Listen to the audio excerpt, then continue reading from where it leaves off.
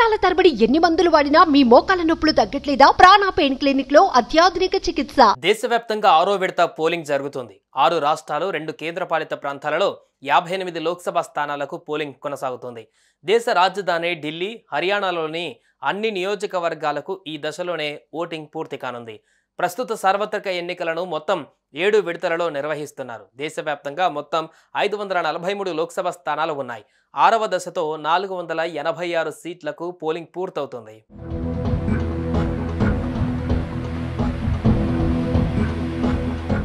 కాంగ్రెస్ మాజీ అధ్యక్షురాలు Sonia Gandhi, party MP Rahul Gandhi ఉదయం 9:30 న్యూఢిల్లీలోని నిర్మాణ్ భవన్లో ఏర్పాటు చేసిన పోలింగ్ కేంద్రంలో ఓటేశారు.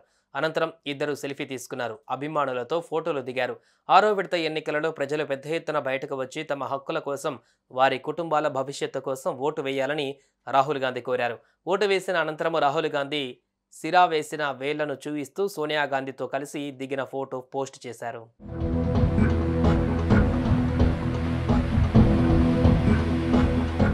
న్యూఢిల్లీలోని లోక్సభ పరిధిలోని పోలింగ్ బూత్లో కాంగ్రెస్ నాయకురాలు ప్రియాంక గాంధీ, కుమార్తె మిరాయా, కుమారుడు రెహాన్ వాద్రా క్యూ లైన్లో నిలబడి ఓటు హక్కు వినియోగించుకున్నారు.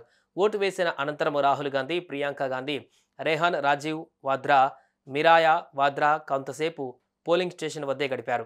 రోడ్డు మీద ఫుట్పాత్ పై కూర్చున్నారు. దీనికి కారణం లేకపోలేదు. ఇంకా పోలింగ్ కేంద్రంలోనే ఉన్న తన బావ రాబర్ట్ వాద్రా కోసం రాహుల్ గాంధీ రోడ్డు మీద గడిపారు.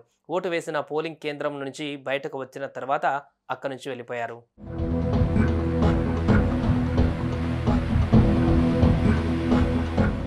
సుమన్ టీవీలో మీ పర్సనల్ అండ్ బిజినెస్ ప్రమోషన్స్ కోసం కింది నెంబర్కి కాంటాక్ట్ చేయండి.